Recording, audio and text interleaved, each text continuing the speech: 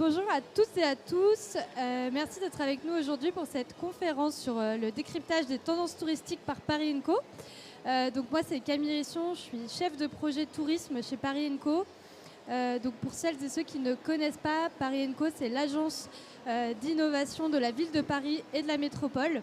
On accompagne les grands comptes, les territoires et les collectivités et les entrepreneurs dans leur démarche d'innovation vers des transitions aussi qui soient plus durables. Et donc dans ce cadre, on opère plusieurs programmes d'accompagnement, notamment le programme Tourisme et Culture à destination des entrepreneurs. Peut-être pour celles et ceux qui connaissent, c'était aussi connu sous le nom du Welcome City Lab, qui a été créé il y a plus de 10 ans maintenant.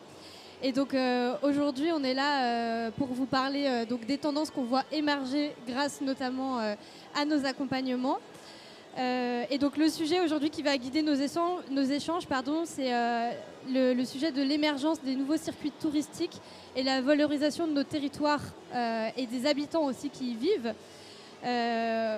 Et on va faire un focus notamment sur la mobilité décarbonée grâce aux intervenants qui sont présents aujourd'hui. Donc on le constate tous, aujourd'hui nos façons de voyager, elles évoluent.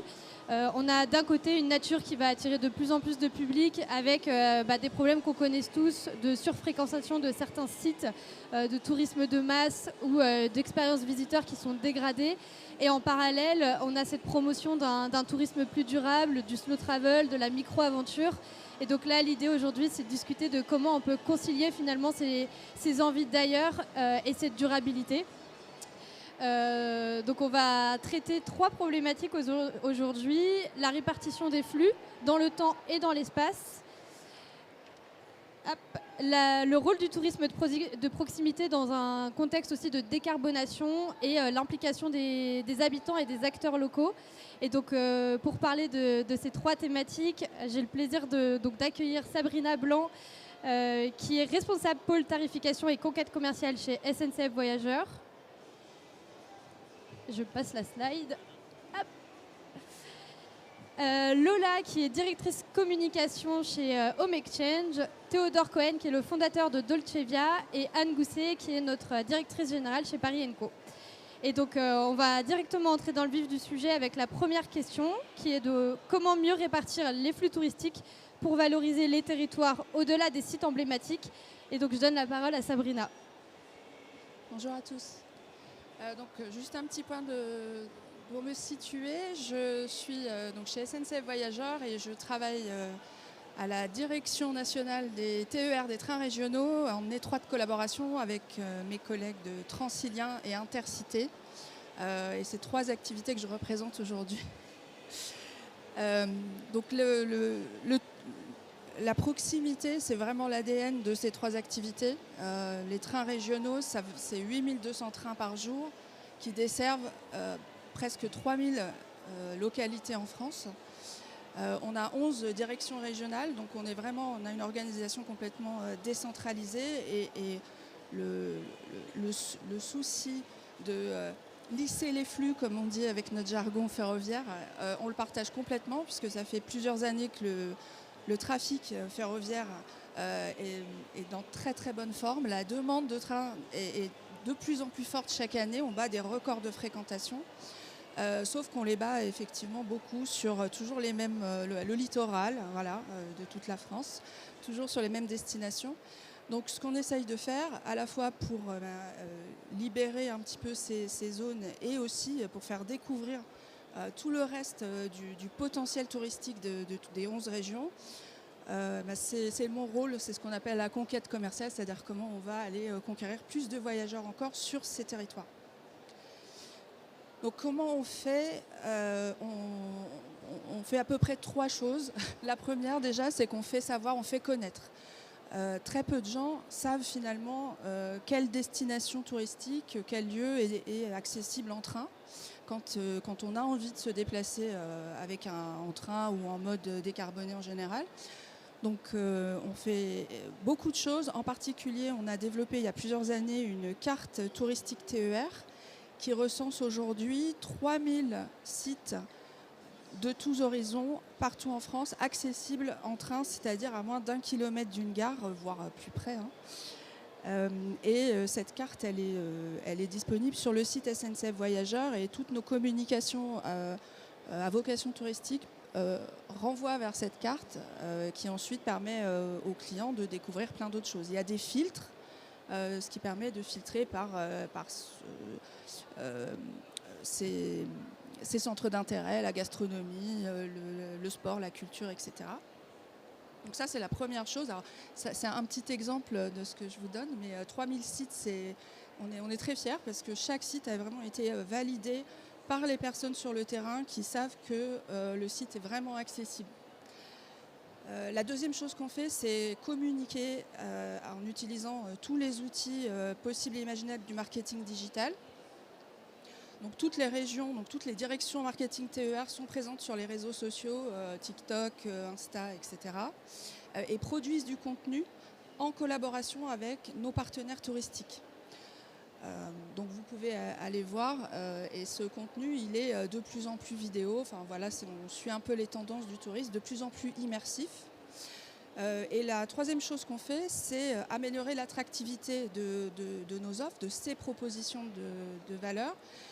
Soit par le tarif, donc en faisant par exemple des produits tarifaires spécifiques pour le tourisme. Il y a quelques années, on avait fait une étude qui nous montrait que 14 à 20% des clients qui voyagent en TER pour se balader font l'aller-retour dans la journée. Donc les régions, les conseils régionaux qui pilotent la tarification dans les trains régionaux ont, sur notre conseil et en collaboration avec nous, développé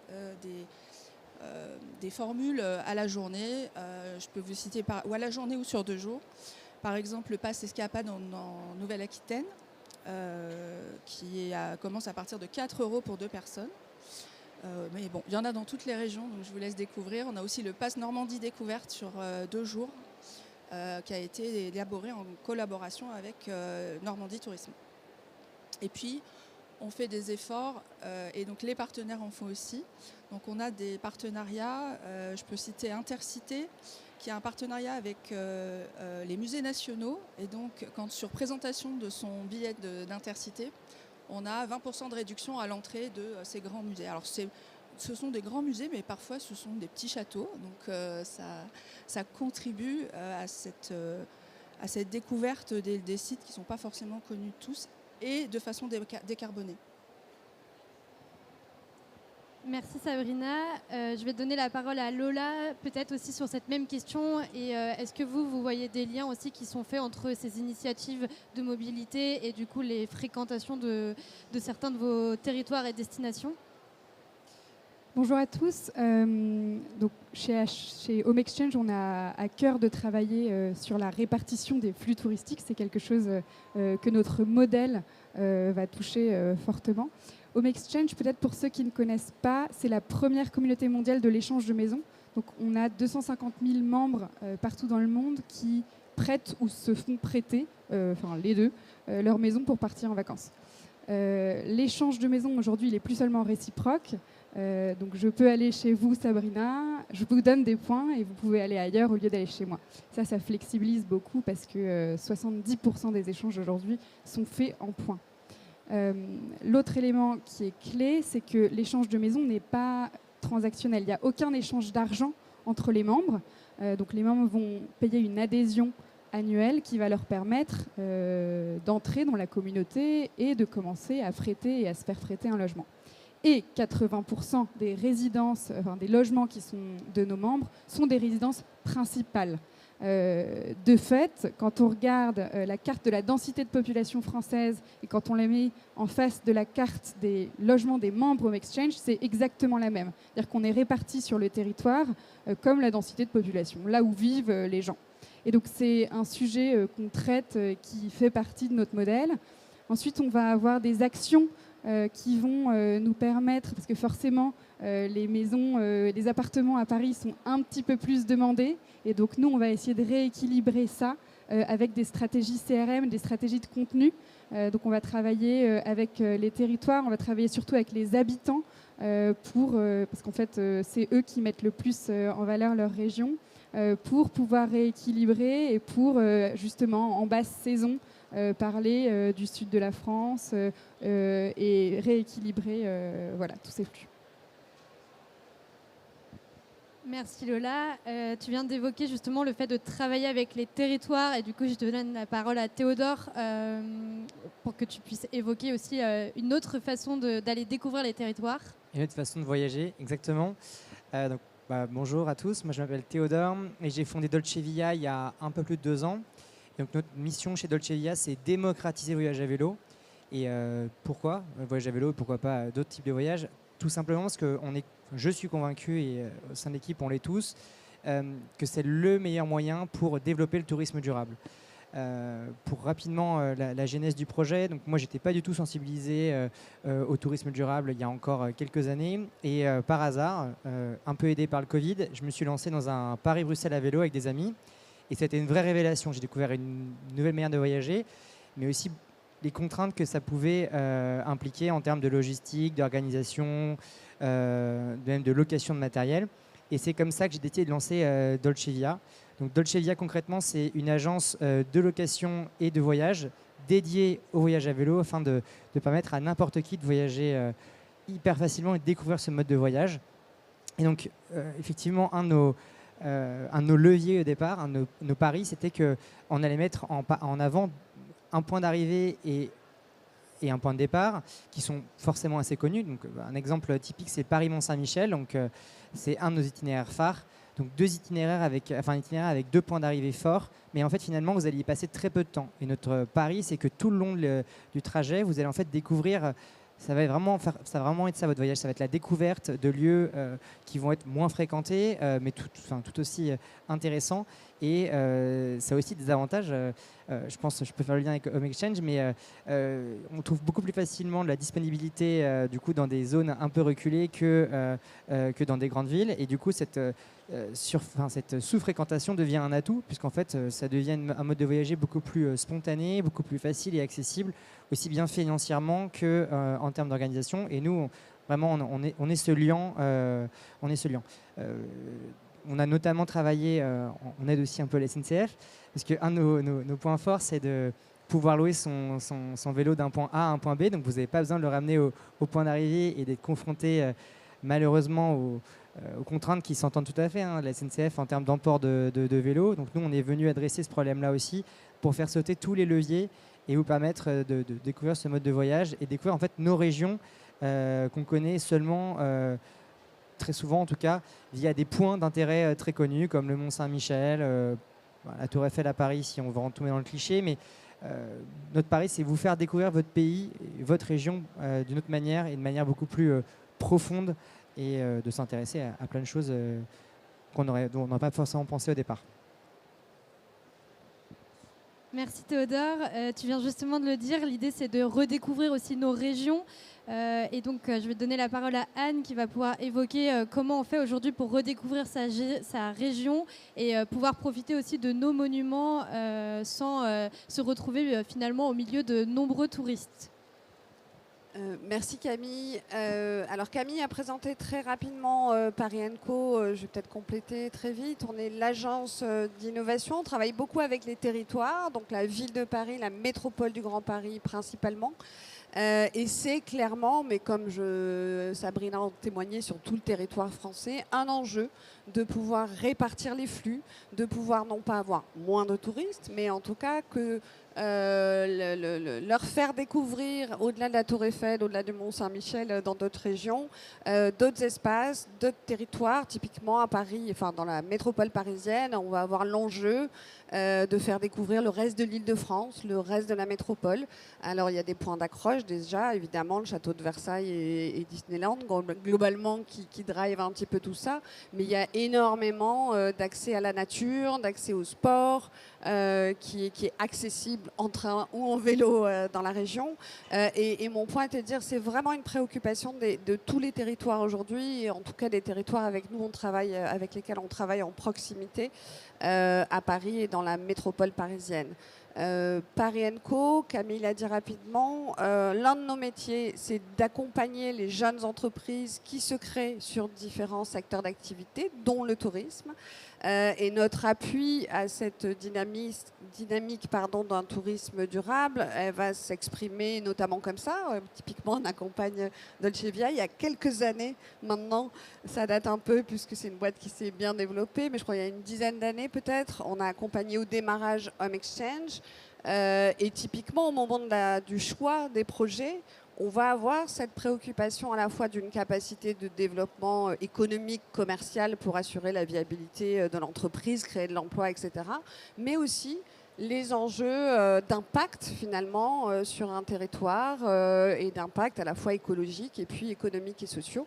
Je me rappelle très très bien de discussions au moment des premières années de développement d'Home Exchange où il y avait en parallèle la montée des plateformes monétisées, on va dire, et ça pose des questions aux grandes métropoles dont Paris. Et ce qui est effectivement, Lola l'a dit mieux que moi, intéressant sur le modèle d'Home Exchange, c'est que ça ne va pas contribuer à une surdensification, voire à une fuite des habitants dans les quartiers les plus fréquentés, puisque ce sont, vous l'avez compris, les domiciles des Parisiens qui sont mis à disposition. Donc c'est un flux, mais ce n'est pas la construction d'un stock supplémentaire ou un stock de remplacement. Donc on est très attentif à ça. Et dans notre autre métier principal, peut-être que c'est là-dessus que je peux donner un exemple, au-delà de ceux qui vous sont présentés aujourd'hui par Théodore et Lola. On a aussi une action très forte en lien avec des partenaires et avec les territoires dont je parlais de soutien à l'expérimentation. On a un gros programme qui soutient l'expérimentation dans 10 communes aujourd'hui de la métropole et on a une action spécifique aussi à Paris. Et on a par exemple accompagné, il y a une expérimentation qui est en cours que je trouve intéressante, je pense qu'on en parlera un petit peu plus tard, parce que ça peut permettre l'outillage finalement de ces politiques de répartition des flux. Je peux citer par exemple la start-up, alors qu'il y a une start-up un peu mature aujourd'hui, 8-10 ans je pense, qui s'appelle Affluence et qui va travailler en fait sur la data de fréquentation des sites touristiques, culturels et autres, et qui va fournir de la mesure, de la prévision, de la communication et qui permet pour le coup là aux opérateurs touristiques de pouvoir anticiper, optimiser leur flux de visiteurs et de clients. Et typiquement, Paris & Co, nous, on va être en appui de ce type de solution. Dans ce cadre-là, si je ne dis pas de bêtises, Camille, on était sur un programme d'expérimentation soutenu par l'État avec Atout France et on accompagne finalement la mise en œuvre et le test dans les conditions du réel de ces solutions pour qu'elles fonctionnent le mieux possible et qu'elles soient ensuite déployées largement. Merci Anne. Comme vous l'avez dit tous les quatre, l'idée c'est de réfléchir à un tourisme qui va être construit avec finalement les habitants des territoires à destination des visiteurs et non pas seulement un tourisme qui est pensé pour les visiteurs. Et c'est là aujourd'hui qu'on veut mettre l'accent. Et donc on va arriver sur notre deuxième question qui est comment mieux associer les territoires et les habitants à cette transformation. Et du coup, je vais commencer par toi Lola. Avec plaisir. Nous, on a la chance de pouvoir se reposer sur nos membres qui sont des locaux partout dans le monde. Je vous raconterai après notre approche avec les territoires, elle est un peu différente. Mais c'est grâce à nos membres et c'est grâce au fait qu'ils connaissent mieux que personne là où ils habitent qu'on va aller créer du contenu pour valoriser les territoires. Donc un exemple, c'est qu'on a créé un guide des meilleures adresses de nos membres, Locals Guide, par les Home Exchangers, qui nous a permis de mettre en valeur les meilleures adresses du quartier, le petit restaurant au bout de la rue que personne connaît, mais qui va être qui va avoir plus de valeur pour un voyageur que l'endroit où tout le monde va, où la Tour Eiffel et Notre-Dame qui forcément sont des endroits dans lesquels on va déjà. Donc nous, on pense qu'il faut beaucoup travailler avec les habitants, en plus évidemment des partenaires touristiques et des territoires, parce qu'il y a une vraie richesse là-dessus. Juste un petit mot parce que nous on utilise beaucoup le narratif Live like a local et ça peut résonner chez beaucoup parce que ça a été utilisé beaucoup par des acteurs de la location touristique. Effectivement, Anne l'a rappelé, chez nous c'est un peu différent parce que comme il n'y a pas de transaction, l'approche est totalement différente et il n'y a pas d'externalité négative à proprement parler sur les lieux de vie, puisque c'est nos membres qui, quand ils ne sont pas là, ouvrent leur calendrier pour proposer à des gens de venir chez eux. Voilà. Et dernier point, comment on travaille avec les territoires. Là, récemment, on a travaillé notamment avec la métropole de Montpellier pour mieux comprendre l'hébergement non marchand, parce qu'il y a peu d'études qui sont faites sur l'hébergement non marchand, on le traque moins bien. Donc il y a 4000 home exchangers qui ont répondu à cette étude. On s'est rendu compte qu'un voyageur sur 2 ne déclare qu'il ne serait pas ou sûrement pas venu dans la métropole de Montpellier sans l'opportunité que lui a offert l'échange de maison. Ça veut dire que oui, quand un local ouvre son calendrier et propose à un autre membre de lui prêter sa maison, ce n'était pas venu à l'idée de voyageurs, mais en fait, ça va créer une expérience qui est hyper valorisable. C'est-à-dire, je vais avoir accès à un appartement d'un habitant qui va me donner toutes ses meilleures adresses gratuitement. Et donc, c'est une autre expérience et c'est la découverte d'un territoire que je n'aurais pas connu sinon. Voilà. Merci Lola. Sabrina, tu évoquais tout à l'heure le partenariat que vous aviez avec les musées nationaux. Si je ne dis pas de bêtises, tu as aussi un partenariat avec les Hauts-de-France. Est-ce que tu peux nous en dire plus et peut-être parler des billets couplés aussi que vous mettez en place ? Oui, alors encore une fois, par nature, les directions marketing, enfin les directions régionales TER travaillent avec les conseils régionaux. C'est les conseils régionaux qui financent les trains régionaux en France, pour ceux qui ne savaient pas. Et bien souvent, dans les conseils régionaux, il y a aussi un centre régional de tourisme. Donc on est ce sont 2 services au sein de la même institution. Donc on travaille beaucoup en collaboration à l'échelle régionale. Mais ça ne suffit pas en fait. En complément, on travaille avec chaque office de tourisme qui en a envie. Et donc l'exemple dont tu parlais en Hauts-de-France, mais il existe dans les 11 régions. C'est un programme qu'on a appelé Terre de culture. Donc c'est axé uniquement sur les sites culturels. C'est 65 sites culturels sur la région Hauts-de-France qui sont partenaires et qui proposent des réductions, encore une fois, aux clients, enfin aux voyageurs qui présentent leur billet de train en disant « je suis venu en train ». Donc ils ont un droit à une réduction. Et en parallèle, côté TER, on a édité une carte, un plan, parce que ça reste encore très visuel et très intéressant. Le plan, tout n'est pas digital. Donc un plan papier qu'on a distribué via les offices de tourisme dans 120, je crois, lieux en Hauts-de-France. Et donc on assure, nous, la notoriété de ces 65 sites. Et les équipes marketing font aussi des mini-conférences à bord des trains pour présenter ces sites, notamment quand ils passent à côté. Donc ça, on le fait avec des étudiants qui veulent bien, qui connaissent et qui veulent bien présenter tout ça. Et puis bien sûr, toute la valorisation en social media, sur les réseaux sociaux, pour montrer tout ça à ceux qui ne sont pas sur place. Merci beaucoup. Théodore, aujourd'hui, Dolce Via, c'est une agence à Paris. Demain, ce sera l'ouverture de 2 nouvelles agences. Est-ce que tu veux nous en parler et nous dire comment ça fonctionne finalement avec les territoires, ces nouvelles ouvertures ? Alors, je vais peut-être pas donner les noms tout de suite des villes parce qu'on n'est jamais trop prudent, mais effectivement, nous, on a un but vraiment, c'est d'ancrer un réseau d'agences dans le territoire. On va faire 2 nouvelles ouvertures l'an prochain. Et comment ça fonctionne ?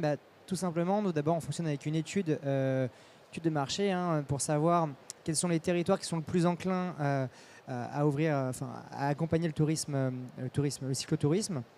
Donc ça commence avec des échanges, je dirais, informels sur ce type de salon, aller voir les régions, les départements, s'intéresser aussi un peu aux initiatives qui existent et qui sont amenées à évoluer.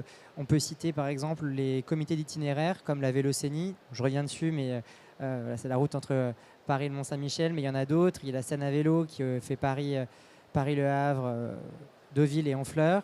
Et là, par exemple, dans celle qu'on étudie, c'est plutôt une route le long du littoral et une deuxième qui sera plutôt dans les Alpes. Et dans ce cadre-là, on mène des tractations auprès des régions, des territoires, des offices de tourisme pour voir comment on peut les accompagner à réaliser leurs objectifs. Elles ont souvent, je ne sais pas si c'est des contraintes, mais qu'on pourrait appeler, mais elles ont des buts avec des targets à atteindre, que ce soit en termes de pourcentage de tourisme durable. Et ça, c'est à souligner, c'est qu'il y a une vraie évolution aujourd'hui dans les politiques publiques sur ce point-là, même s'il y a des baisses de crédit régulières. On voit que le cap est donné. Et donc nous, on est vraiment là pour accompagner ces collectivités, que ce soit donc, du coup, une commune comme un département ou une région, à développer la pratique du voyage à vélo. Et donc ce qu'on attend derrière, c'est une aide de leur part, généralement, et ça fonctionne comme ça. C'est en toute transparence, c'est un accompagnement en termes de communication, une couverture, etc. Mais on a fort de travailler avec d'autres partenaires, comme par exemple la SNCF, ou même d'autres partenaires privés comme Home Exchange. Je suis sûr qu'il y a beaucoup de choses, de liens à tisser, donc ce soit plutôt sur le point de vue national plutôt que seulement régional. Mais voilà pour ma part et pour Dolce Via. Merci Théodore. Anne, tu parlais tout à l'heure du rôle de Paris & Co dans l'écosystème touristique. Est-ce qu'aujourd'hui tu as vu des évolutions avec justement les collaborations qu'on fait avec les territoires depuis justement que ces sujets ont commencé à émerger? Oui. Après, ça reste deux mondes très différents. Nous, on a vraiment cette action, donc je l'ai dit, on a une structure associative, lien avec les institutions et les collectivités, beaucoup de connexions aussi dans nos actions avec les startups, les jeunes entreprises, voire parfois des jeunes associations et des grands comptes comme par exemple SNCF. Et notre rôle finalement, il est aussi beaucoup de faire parler ensemble ces acteurs qui sont très différents, qui ont des rythmes très différents, qui ont des façons de raisonner assez différentes. Et finalement, une partie de notre raison d'être et de notre accompagnement, il réside là. Ce qu'on peut quand même constater nettement, c'est qu'il y a une vraie appétence, je trouve, moi, des institutions locales, en tout cas, de travailler avec les jeunes entreprises, on va dire, avec les acteurs émergents. C'est quand même quelque chose qui s'est beaucoup développé, je trouve, ces 5-10 dernières années. Après, il y a une appétence, il n'y a pas toujours les bons codes et la bonne connaissance des sujets. Donc, effectivement, des acteurs comme Paris & Co, mais comme d'autres, s'emploient à faire dialoguer un peu ces mondes-là. Nous, clairement, j'ai évoqué tout à l'heure, je peux donner un autre exemple et peut-être le décortiquer pour répondre à ta question, Camille. Notre accompagnement, par exemple, dans l'expérimentation, il est souvent lié à ça, c'est-à-dire petit 1, se rapprocher d'un territoire qui vient de nous solliciter dans le cadre d'un programme spécifique, qui va avoir des enjeux de transformation, des enjeux d'innovation. On va aider les agents, souvent très concrètement, à affiner leurs problématiques spécifiques. Ensuite, par notre connaissance des acteurs économiques qui émergent, parce qu'on accompagne 300 startups par an sur le tourisme. Camille le disait rapidement, c'est un programme qui existe depuis 12 ans et on a accompagné plus de 300 startups. Donc on a non seulement les jeunes pousses qui sont en cours de suivi, mais aussi des alumni, entre guillemets, comme Home Exchange sur plein de sujets. Donc on va identifier quelles solutions sont potentiellement intéressantes pour le territoire. Et ensuite, on va être en appui à l'expérimentation pour s'assurer que les choses se passent bien. Il y a souvent plein de questions. Alors, ça dépend des technologies, des sujets, mais il peut y avoir un certain nombre de questions de réglementation, d'accès au territoire public, etc. etc. Et c'est un vrai métier et ça prend du temps. Mais typiquement, j'ai en tête une très belle expé qu'on a inaugurée, si je ne dis pas de bêtises, en mars ou avril dernier, qui concerne la baignade, non pas dans la Seine, mais dans la Marne, puisqu'on a accompagné la commune de Neuilly-sur-Marne pour déployer une expérimentation d'une entreprise qu'on connaît depuis quelques années, qui s'appelle Aquatech, et qui a pour vocation d'améliorer, si vous voulez, la filtration des eaux usées dans le port de Plaisance, Donc je ne vais pas vous détailler la technique parce que je vais dire des bêtises, mais finalement, pour arriver à faire ça, c'est du temps, c'est comprendre les besoins de la commune, c'est comprendre le besoin des utilisateurs, dans ce cas-là, les propriétaires, enfin les plaisanciers finalement. Et il y a tout ce rapprochement qui prend un peu de temps, mais qui, je pense, est vraiment au bénéfice des deux parties. Puisqu'encore une fois, il y a une vraie appétence aujourd'hui de nos territoires de développer des solutions innovantes à destination de leurs entreprises ou de leurs habitants. Merci Anne. Avant de prendre quelques questions, on va clôturer cette table ronde avec une dernière question qui est est-ce que vous voulez partager chacun votre définition peut-être du tourisme durable ou parler d'une action prioritaire qui viserait justement à accélérer cette transition, sachant qu'on a donc déjà évoqué la répartition des flux de manière plus intelligente dans le temps et dans l'espace.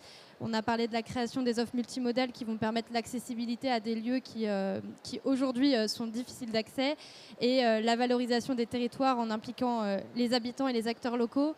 Je ne sais pas s'il y en a un de vous qui veut prendre la parole en premier. Je peux commencer. Par essence, chez SNCF Voyageurs, on croit à fond au tourisme durable, au déplacement durable. C'est notre raison d'être. C'est pour ça qu'on travaille tous les jours. Voilà, donc pour attirer le plus de monde possible au train, on essaye d'être plus attractif, plus rapide pour les TGV, en proposant des offres, des prix accessibles, enfin voilà, avec des offres de desserte aussi toujours qu'on remet tout le temps en question. Et puis d'améliorer la qualité de service. Bon, voilà, comme ça je l'ai dit. Et un de nos enjeux, si on se projette un petit peu, en fait, on en a. C'est vraiment la conquête de trafic. Et c'est aussi, pour y arriver, la multimodalité. On l'a dit, mais on ne l'a pas assez cité. C'est vrai qu'on a une relation avec le vélo notamment qui peut paraître un peu, qui a été parfois un peu complexe. Mais on est vraiment arrivé, nous, à trouver, en tout cas sur les trains régionaux, à trouver une façon de capitaliser sur cette complémentarité du dernier kilomètre qui est vraiment fondamentale pour le tourisme notamment. Et la carte dont je vous parlais tout à l'heure qui propose les 3000 points de destination accessibles en France, elle présente aussi 300 endroits où on peut louer son vélo. Donc c'est un petit pas pour l'instant, mais ça fait partie de nos enjeux, je dirais, prioritaires. Voilà. Après, on travaille beaucoup sur l'IA, sur la data, à l'automatisation, mais ça, vous allez en entendre parler tous les jours sur tous les stands, donc je laisse la parole. Peut-être rebondir effectivement sur le vélo. Moi, je lance une bouteille à la mer, mais effectivement, pour réussir à structurer cette complémentarité train-vélo, ce qu'il faudrait, c'est un appel d'offres peut-être par région qui permette en tout cas de pouvoir rapidement à un acteur de s'installer sur je sais pas, la Normandie par exemple dans une quinzaine de points pour qu'on puisse bénéficier d'une notoriété et d'intégration qui fasse que cette offre elle soit plus viable, parce qu'aujourd'hui c'est compliqué pour des acteurs indépendants de se lancer comme ça, parce qu'il y a des exceptions à ce que je vais dire, mais c'est rarement toujours mis en avant. Un exemple tout bête, mais c'est vrai qu'aujourd'hui, il y a un sujet sur quand on réserve son train, on peut facilement réserver sa voiture de location. Aujourd'hui, c'est impossible de le faire pour le vélo. Alors, il y a des sujets techniques, il y a des sujets aussi de partenariat rémunéré. On sait comment ça fonctionne, mais c'est pas du tout irréalisable. Et voilà, c'est plutôt une bouteille à la mer sur cet aspect-là. Et je pense que le futur du voyage et du voyage à vélo passe par plus d'intermodalité train-vélo. Et sinon, moi, ma vision plutôt du voyage de manière générale, c'est un voyage qui est plus lent. J'aurais pas cru dire ça il y a quelques années où mon but c'était de faire les 3 océans en un mois. Maintenant, c'est plutôt de prendre le temps de découvrir des petites choses. C'est un petit peu ce que tu disais tout à l'heure sur le petit restaurant, sur plus d'authenticité. Et je suis convaincu qu'il y a de plus en plus de gens qui adhèrent à cette vision des choses. Et je pense que c'est une bonne chose parce que c'est comme ça qu'on va réduire aussi l'empreinte du tourisme, et que ce soit sur les écosystèmes ou bien les émissions liées au transport. Il y a beaucoup de choses qui peuvent évoluer de manière positive grâce à un voyage plus lent qui est, je pense, plus intéressant à la fin. Voilà. Je pense effectivement qu'on ne peut pas parler de voyage durable sans parler de décarbonation, et c'est un peu l'enjeu numéro 1. Nous, on est les premiers concernés parce que, évidemment, naturellement, 99% de notre empreinte carbone est en fait celle de nos membres quand ils voyagent, puisque l'échange de maison leur permet de voyager. Alors après, ça dépend des pays, mais de manière internationale, l'avion, 20% des voyages représentent 80% de l'empreinte carbone, comme d'habitude. En France, il y a un peu moins d'avions, il y a beaucoup de voyages en France, ça correspond au voyage des Français, même sans échange de maison. Mais en revanche, il y a beaucoup trop de voitures, et aussi parce que le train est très cher pour les familles, une autre bouteille à la mer. Et ça, c'est difficile à régler, effectivement, sans travailler ensemble, parce que c'est la mobilité qui constitue le premier frein et le premier moteur de la décarbonation. Et je pense qu'avec des solutions aussi comme Dolce Via, ça contribue à créer un nouveau narratif. Et d'ailleurs, nous, on est plutôt optimistes parce que la force d'une communauté, c'est qu'elle s'entraîne et elle se crée ce nouveau récit en partageant ses voyages. Et donc nous, quand on revoit tous les jours les 2000 échanges qui se créent, qui sont encore une fois non transactionnels, où des membres quand même s'ouvrent et se prêtent leur maison alors qu'ils ne se connaissent pas sans en tirer de l'argent, ça nous donne un peu espoir sur ce voyage plus lent et ce voyage qui est différent, qui n'est pas drivé par la destination que j'ai vue sur Instagram, mais plutôt par l'opportunité d'un membre qui m'ouvre sa maison. Voilà, je terminerai comme ça. Je vais rebondir, je ne sais pas si je vais répondre exactement à la question, mais dans ce que j'avais noté, moi j'aime beaucoup ce que tu dis, Lola, sur le narratif finalement, et raconter l'histoire et donner envie de voir. Et je trouve que c'est un des défis finalement, qui est peut-être à mettre en regard avec les enjeux technologiques. Sabrina le disait, on en a peu parlé, c'était moins l'axe aujourd'hui, mais évidemment que pour faire mieux, faire moins carboné, faire plus rapide, optimiser mieux, il faut connaître finalement les habitudes des uns et des autres, et donc la data, l'analyse, l'IA avec discernement, parce que c'est un coût écologique aussi, mais c'est aussi une des pistes de solutions et d'amélioration qui est intéressante. Après, peut-être en termes de tendance, je ne sais pas si c'est des nouveautés, mais en tout cas de frémissement ou tendances qu'on voit émerger. On voit beaucoup de nouveaux, peut-être. Le tourisme se lie à des enjeux culturels. Alors peut-être que c'est à Paris, je me faisais la réflexion, peut-être qu'on sort un peu d'une période très tourisme et sport depuis quelques années. Donc c'est peut-être un recentrage sur une des forces de Paris, bien sûr, mais de la France. Ce lien tourisme et culture, on le voit beaucoup réémerger dans les préoccupations des uns et des autres, dans les projets portés. D'ailleurs, nous-mêmes, notre programme d'accompagnement, mais on n'est pas les seuls à opérer ça, est aujourd'hui dédié aux entreprises du tourisme et de la culture. Et j'en profite pour dire que l'appel à candidature, si vous êtes intéressé, ouvre mi-octobre, c'est ça le 16 ? Voilà, au moins je l'ai dit. Et puis je dirais, peut-être un autre caillou sur le chemin. Ce qu'on ne voit pas encore trop monter en termes de projet, mais qui est une préoccupation, en tout cas des territoires de plus en plus, c'est le tourisme fluvial / fluvestre. Ça m'y faisait penser aussi parce que tu parlais de l'axe Seine. Alors évidemment, on a parlé beaucoup, et c'est très bien, de la baignade dans la Seine. J'ai évoqué la baignade dans la Marne. Et au-delà de la baignade, c'est vraiment... réinvestir finalement des espaces de notre territoire qui étaient quand même depuis quelques décennies peu accessibles, très bétonnés, etc., etc.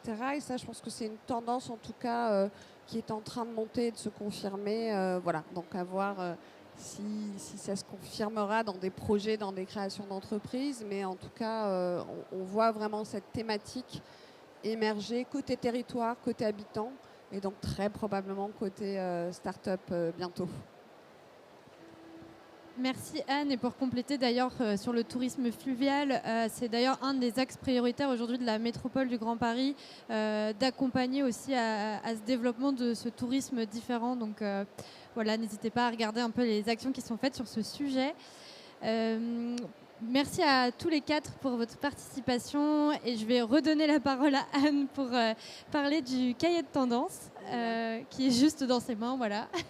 Alors, et après, on prendra quelques questions, évidemment, si vous en avez.